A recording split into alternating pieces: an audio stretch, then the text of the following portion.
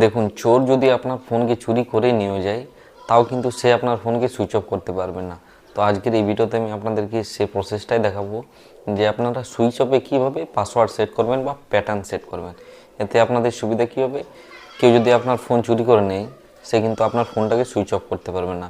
আপনি find my ডিভাইসে Gmail account আপনার লগ ইন করে সেটা কিন্তু খুব সহজেই ট্র্যাক করতে পারবেন। তো কীভাবে করবেন চলুন আমি আপনাদেরকে এই ভিডিওতে দেখাচ্ছি।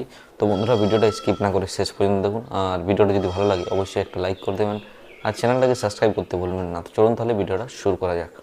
তো বন্ধুরা, আপনার ফোনের যে সেটিংয়ের অপশানটা আছে সেই সেটিংয়ের অপশানটা কিন্তু আপনারা বার করে নেবেন। তো আমি এখান থেকে আমার ফোনের যে সেটিংয়ের অপশানটা আছে সেটাকে বার করে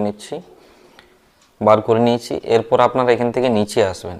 নিচে আসার পর আপনারা এখানে দেখতে পাবেন পাসওয়ার্ড অ্যান্ড সিকিউরিটি যে অপশানটা আছে, এভাবে কিন্তু আপনাদের ফোনেও দেখবেন আপনারা পাসওয়ার্ড অ্যান্ড সিকিউরিটির অপশান থাকবে, সেটার উপরে আপনারা ক্লিক করে দেবেন। ক্লিক করার পর আপনারা এখানে দেখতে পাবেন সিস্টেম সিকিউরিটি, এই অপশানটার উপরে আপনারা ক্লিক করবেন। ক্লিক করার পর আপনারা এখান থেকে নিচে আসবেন। নিচে এসে আপনারা এখানে দেখতে পাবেন required password to power off, এটার উপরে আপনারা এখান থেকে ক্লিক করে দেবেন। ক্লিক করার পর আপনারা এখানে required password to power off এটার উপর ক্লিক করে দেবেন।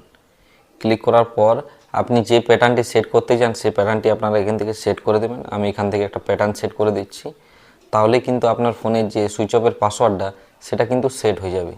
এরপর ফোন যদি আপনার চুরি হয়ে যায় সেই চোর কিন্তু আপনার ফোনকে সুইচ অফ করতে পারবে না। এতে আপনি আপনার ফোনকে খুব সহজেই ফেরত পেতে পাবেন। তো এই ছিল বন্ধুরা আজকের ভিডিওতে। ভিডিওটা ভালো লাগলে অবশ্যই একটা লাইক করবেন আর চ্যানেলটিকে সাবস্ক্রাইব করতে ভুলবেন না। তো চলুন বন্ধুরা, দেখা হবে নেক্সট ভিডিওতে।